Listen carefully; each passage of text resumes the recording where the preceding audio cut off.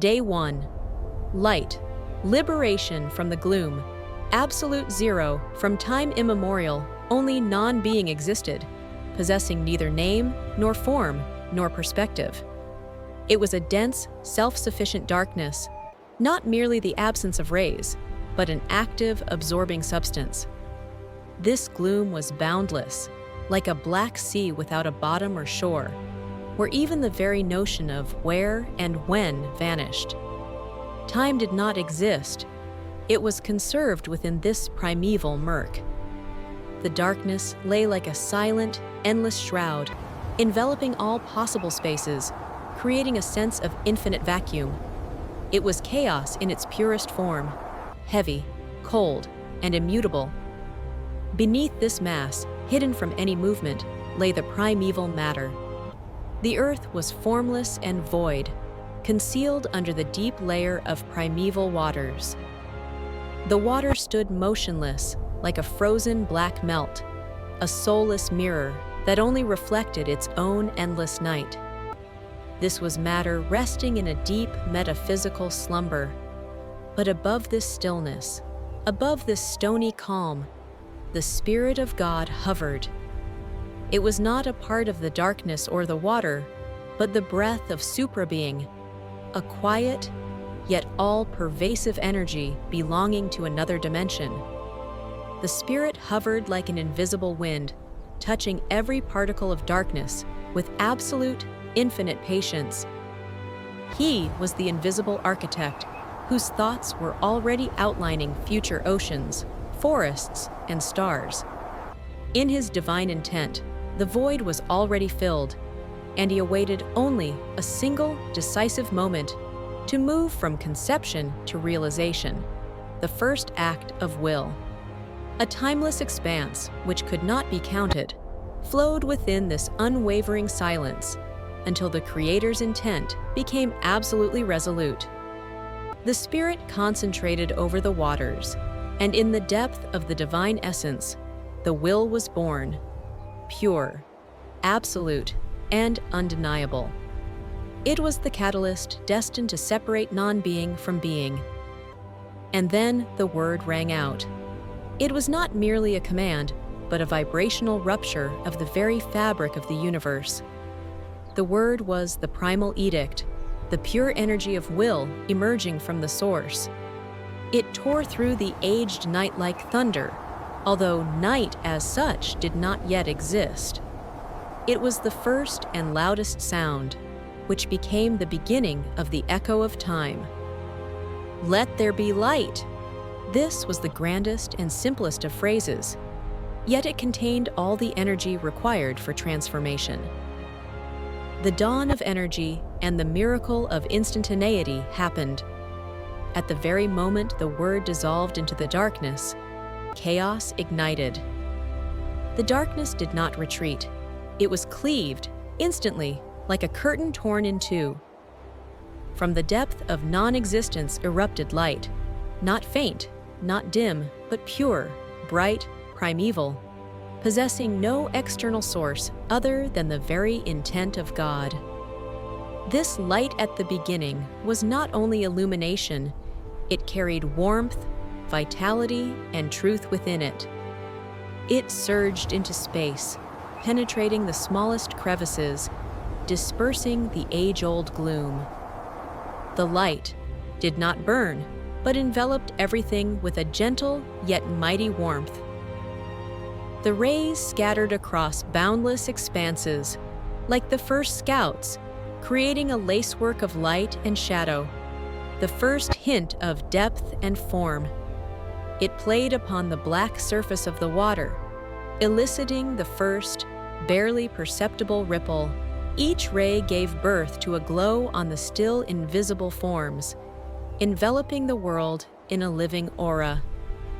Darkness, expelled but not destroyed, retreated into the background, coalescing into reservoirs of non-light. It became the necessary boundary, the backdrop without which light could not be perceived. The first naming God, who is the source of perfection, looked upon the light, and it was good. This was the affirmation of the absolute perfection of the first step. Then God performed the first fundamental act of ordering. He gave names. Naming was the act of fixing essence. He called the light day and the darkness night. In this act lay the first ordering of chaos. Day and night were separated, and they began their eternal rhythmic alternation, becoming the foundation for all future time. They became the first necessary pair of opposites. And the evening came, the first movement of light toward retreat, when it gently handed its authority over to the deep, yet already ordered night darkness. And then came the morning, the first triumph of light. The evening and the morning became the first day of existence. They completed the most vital act, the act of separating consciousness from non-being and establishing the first basic rhythm. The world, freshly born from absolute zero, received its beginning and its first priceless wealth, light. Day 2. Sky, the creation of the dome of existence. The dominance of water following the triumph of light on the first day, the world remained paradoxically homogeneous. Above all reigned water, a single continuous mass stretching from the very center of being to its invisible borders. Although it was no longer black, thanks to the light, it remained formless and heavy. Water created a sense of claustrophobia. The space was so dense that it left no room for breath, for expansion. Light penetrated this watery mass, but it was muffled, as if seen through greenish glass. The spirit, hovering over this moist, singular sphere, saw that for the development of life and self-motion, a cavity was required. A boundary was necessary between what was below and what was to be above. This was the time of the architecture of space, the time for establishing the vertical. The first step towards height. The Lord focused his will and his voice, sounding now not like thunder, but like a deep resonance within matter itself, spoke his second, no less fundamental edict. Let there be a firmament in the midst of the waters, and let it divide the waters from the waters. This was the command for the creation of the divider, which the Bible calls the firmament, sky vault. This firmament began to form not as a physical stone wall, but as an energetic dome that created space through pushing apart. From the lower layers of the waters, an invisible, transparent substance began to rise, becoming the clean, fresh air. This was the world's first, independently created breath. The air mass, like a gigantic, invisible, yet mighty sphere, began to slowly ascend, pushing apart the watery cover. The waters, which had been a single family until then, submitted. They separated into waters above the firmament, future clouds, rains, sources of celestial moisture, and waters below the firmament, future oceans, seas, and rivers. The zenith of azure. The process of separation was majestic and slow. The waters that receded upwards created a celestial barrier, an invisible reserve of moisture. And between them, in the liberated space, appeared the great azure. This was not merely an empty space. This was the atmosphere itself, a transparent air mass that undulated at the invisible, yet perceptible touch of the newborn wind.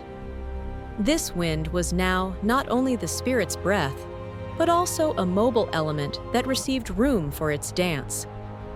The sky vault stretched over all space like a gigantic, seamless heavenly tent. It was so transparent that the light of the first day now shone with a new, pure intensity, coloring the space in a gentle, boundless blueness. This firmament was raised high. It became height. It was the sky, boundless as an open harp, now awaiting the melodies of the stars and the flight of birds. This was the second boundary of being, giving it not only a horizontal, but also a vertical dimension. The function of the firmament. The Spirit observed the completion of this act, and his intent was satisfied. He saw that it was good. This day was not as visually brilliant as the first, with its birth of light, but it was critically important for the world's viability, separation and protection. The firmament separated the waters, preventing a return to the primeval, dangerous chaos. It became a protective dome, the birth of breath. The world received the air necessary for future life. Breathing became possible, the creation of space. Height appeared, a place for birds, and depth, a place for stars and celestial bodies. The waters above the firmament became the heavenly vault of moisture, and the waters below the firmament awaited their next transformation. The evening and the morning completed the second day of creation. The world received its atmosphere, its breathing space, and its first fundamental architectural form. The world was ready for the appearance of a solid foundation. Day 3. Earth and plants, the birth of form and the crown of life. The intent of solidity after the light defined time, day and night, and the firmament created space, sky and saucers. The world still remained a vast liquid reservoir, dominated by the element of water. For life to take root and stabilize, a support was necessary, something immovable, something solid, something eternal. On the third day, the Creator's intent focused on the waters below the firmament. This was the time of geological architecture, the time for creating the contrast between fluid and solid. God spoke, and His word was not only sound, but also a gravitational impulse that stirred the entire primeval mass. Let the waters under the heaven be gathered together unto one place, and let the dry land appear. The drama of separation. The waters, which until then covered everything, began to recede, obeying the invisible yet mighty command. This was a grandiose geological movement, not hurried, but absolutely inevitable, deepening. In some places, under the pressure of the divine will, the bottom began to sink. These were the reservoirs of the future into which the waters rushed. Rising simultaneously in other places, the ground began to rise. The waters roared and surged, their movement being the first oceanic rumble, the first sound of a natural element. They gathered into immense, endless expanses, which God called seas, sources of eternal motion and unfathomable depth. And from beneath their mass, for the first time in its pure form, the land began to ascend. The majesty of form, the process of forming the relief, was an act of sculpture on a planetary scale. Mountains rose with majestic, silent peaks. Their stone ridges sliced through the water, creating the first shadows and heights on Earth. They became the spine of the world, a symbol of steadfastness. Valleys opened their embrace, as if waiting for the rivers that were to flow. Plains stretched to the very horizon, smooth and ready to receive life. The earth became visible, dry, and God called it land, earth. This was the foundation for everything that was to come, a place for walking, for standing, for building. He saw that it was good. The world received support and boundaries. Land and water now existed as separate, yet interdependent realms that entered into their harmonious interaction. The act of adornment, vegetation. But the land was not to remain bare and gray.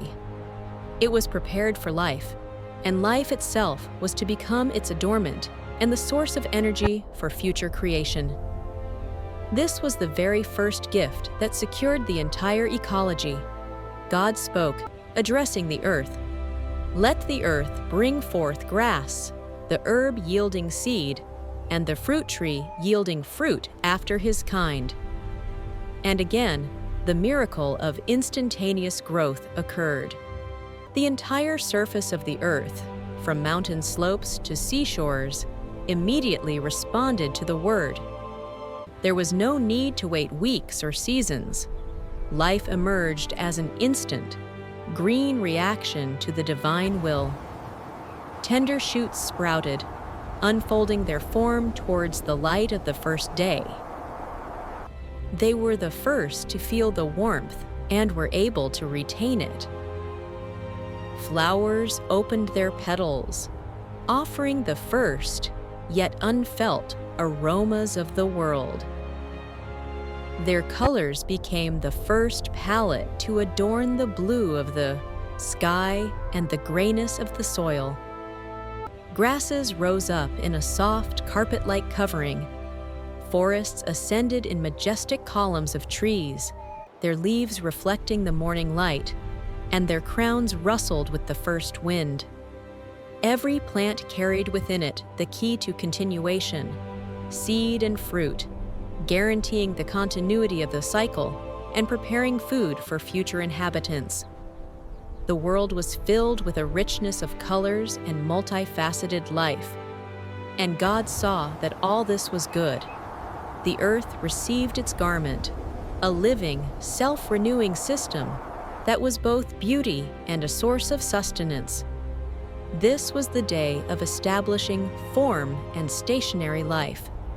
The evening and the morning completed the third day, leaving the world in calm, green anticipation of its celestial regulators.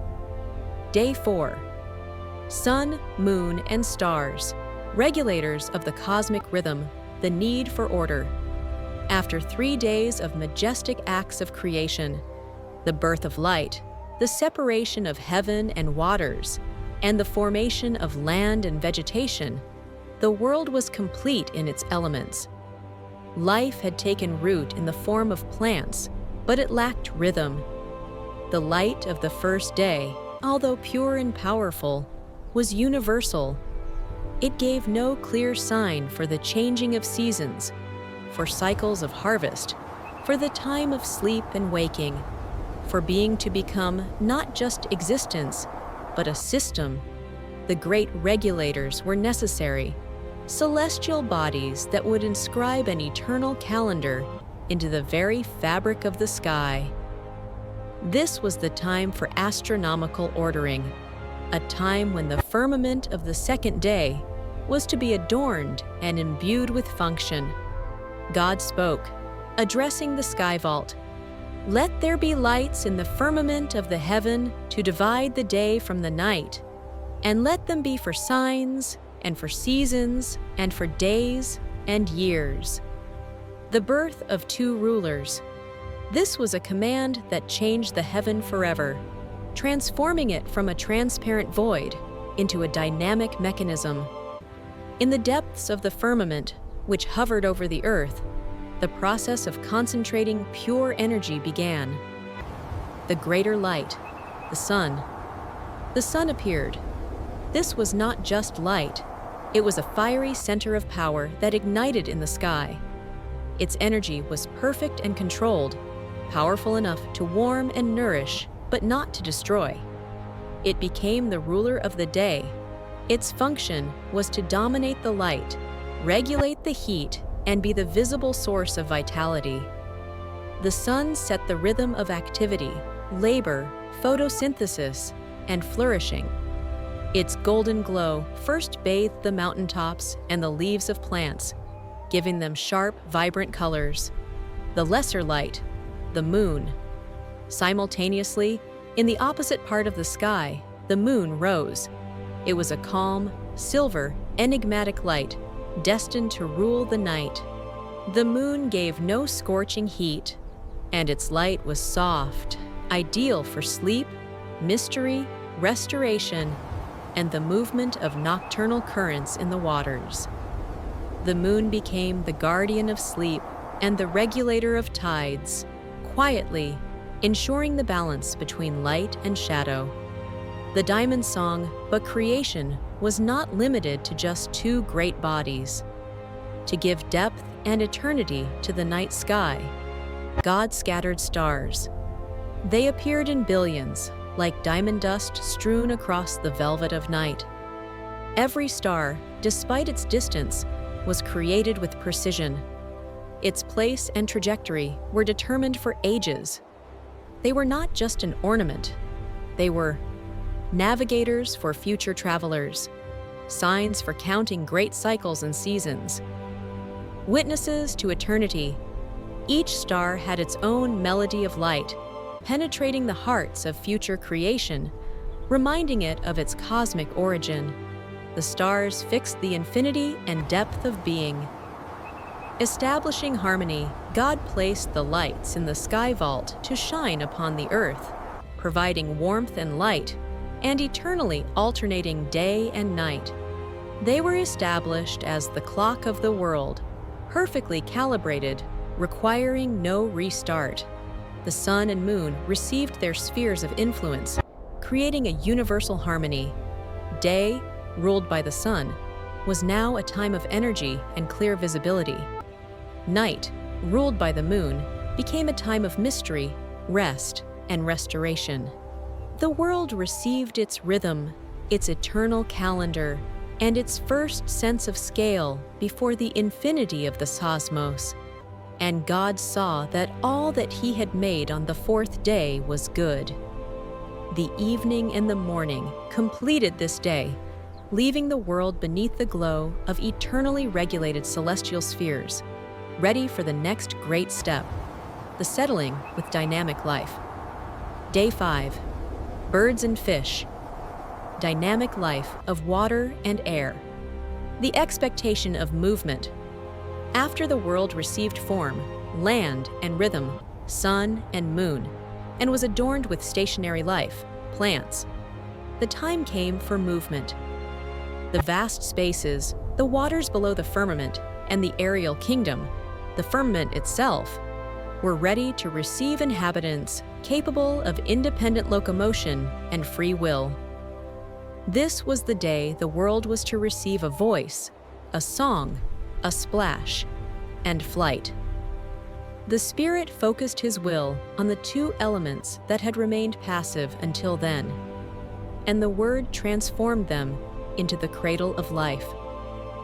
God spoke, "Let the waters bring forth abundantly the moving creature that has life, and fowl that may fly above the earth in the open firmament of heaven." The water kingdom. Depth comes alive. This was a command that turned the cold, dark mass of the waters into a dynamic, pulsating ocean.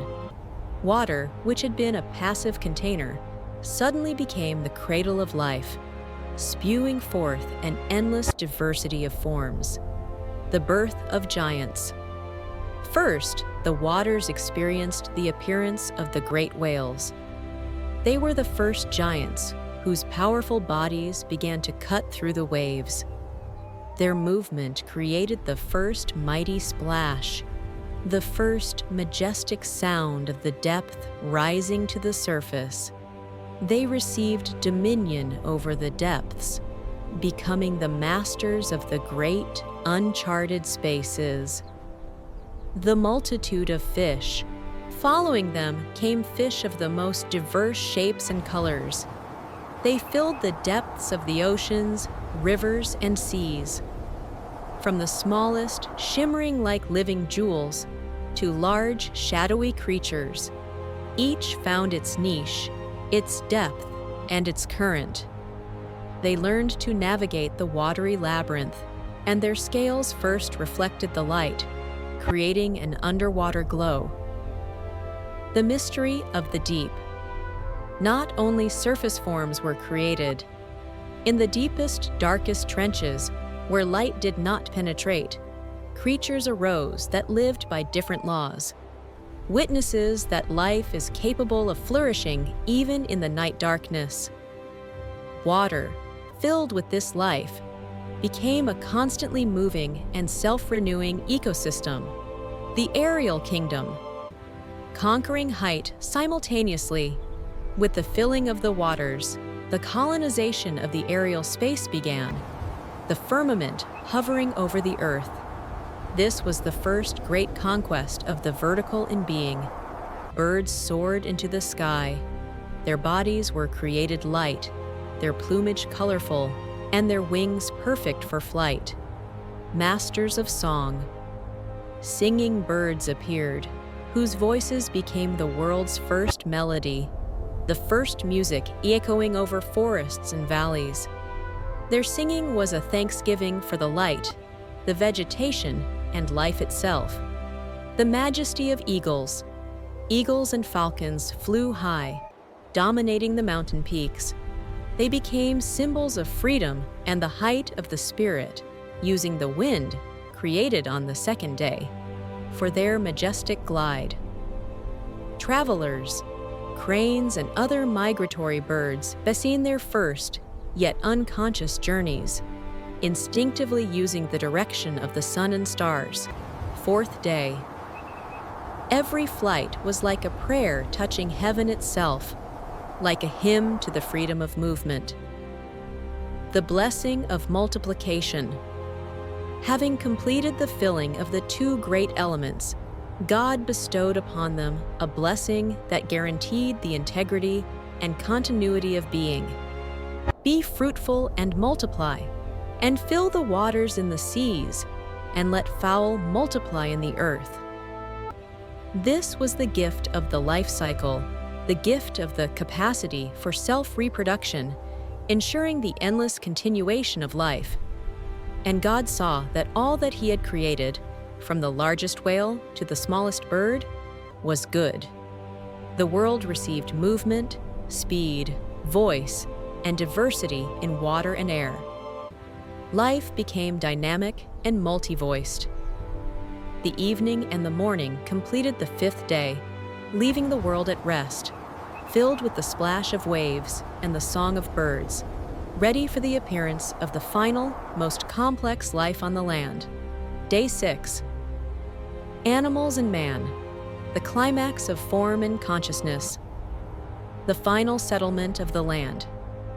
After the waters and heavens were filled with life, the time came for the complete settlement of the land. The earth, which was covered with a green carpet of vegetation, Day 3, awaited its inhabitants, creatures capable of walking, running, crawling, and dominating the solid foundation. This was the day of organizing the ecosystem and establishing the chain of life. God spoke, addressing the earth directly. Let the earth bring forth the living creature after his kind, cattle and creeping thing, and beast of the earth after his kind. In response to the word, the earth rumbled. It was a powerful, deep movement of birth, different from the quiet sprouting of plants or the splashing of water. It was an act of the manifestation of mass and strength. The kingdom of beasts, from the surface of the land, from the soil and the forest thicket, living souls began to emerge. The birth of power, beasts of the earth. Predators appeared, lions, tigers, panthers, whose roar first echoed in the wild savannas. Their strength was astonishing, and their beauty awe-inspiring. They were created for balance, for the control of nature. Giants appeared, elephants and rhinoceroses, whose heavy steps created the first mighty rumble in the forests, forging paths. The birth of humility, cattle. Following them came cattle, sheep, goats, cows. They were created for cooperation and provision. Their calm movement and peaceful bleating and mooing filled the valleys and meadows, establishing harmony between living creatures and the plant world. The birth of mystery, creeping things.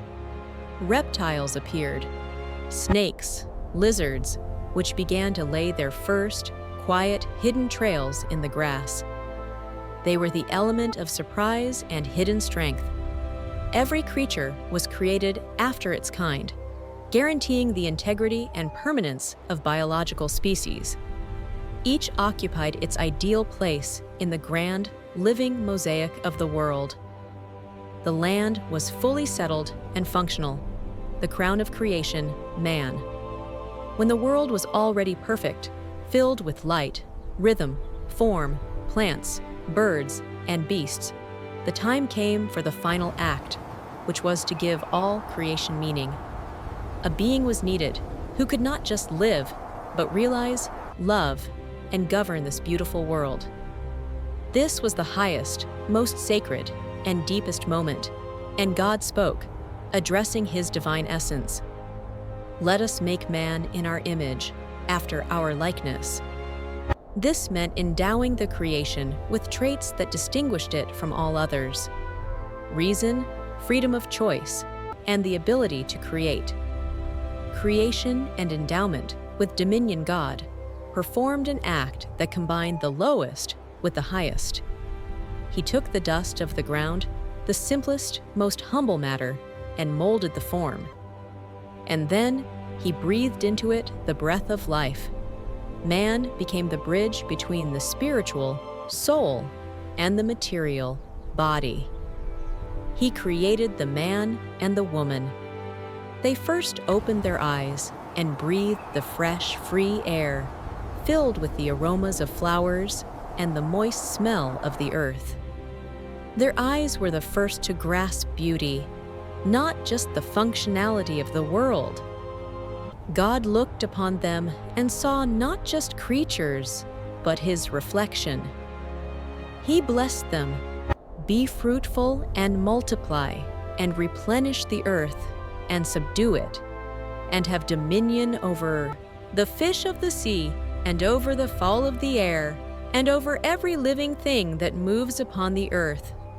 This was the gift of responsibility and the gift of dominion, placing upon man the obligation to care for the world. Absolute perfection. After the creation of man, the governor, the process of creation was complete. God looked upon everything that he had made, from the first ray of light to the man standing on the earth. And it was very good. This was the climax of form, consciousness, and harmony. The world was whole, balanced, and ready for its existence. The evening and the morning completed the sixth day, leaving the world in a state of absolute perfection, filled with diverse life. Day 7. Rest. The sanctification of time and the perfection of harmony, the culmination of the design. When the seventh day arrived, the majestic six-day labor of creation was completed. It was not merely the end of work, it was the triumph of the design. Everything that existed, from the first ray of light to the man who governed the world, was in a state of perfect balance. Mountains stood unmoving, their peaks bathed by the wind. The oceans, filled with life, obeyed the rhythm of the moon. Birds flew, beasts inhabited the lands, and man began to realize his gift and his responsibility. Being was created, ordered, and settled. The Lord, whose spirit hovered over the completed cosmos, finished his work. There was no longer any need for a word command.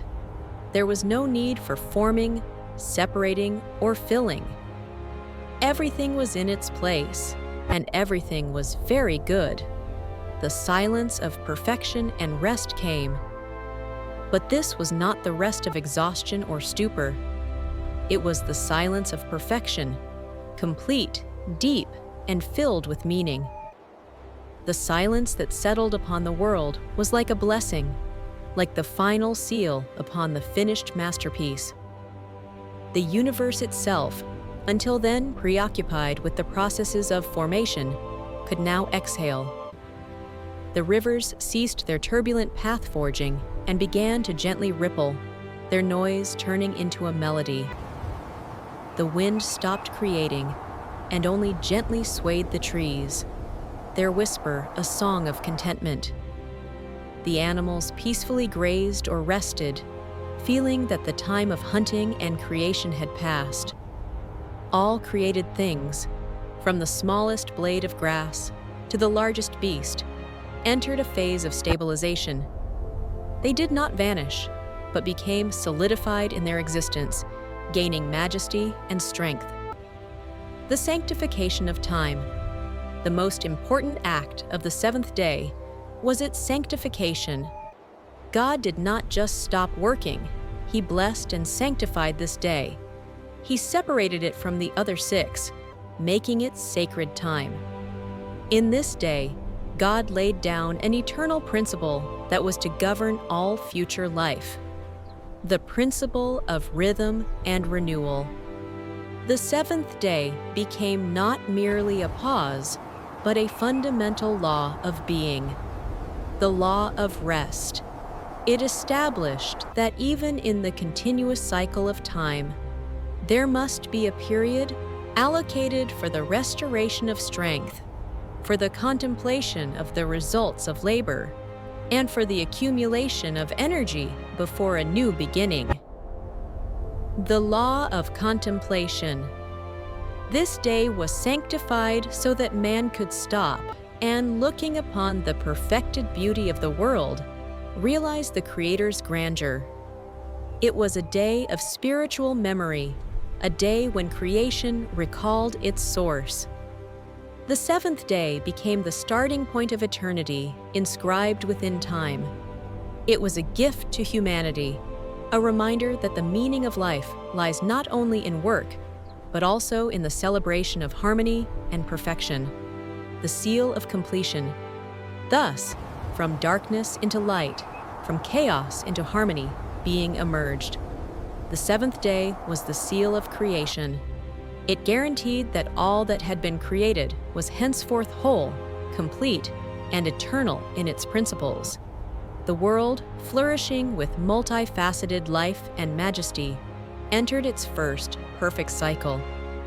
Every element, light, firmament, land, lights, fish, birds, beasts, and man, was in full ideal interaction under the sign of the sanctified rest of the seventh day.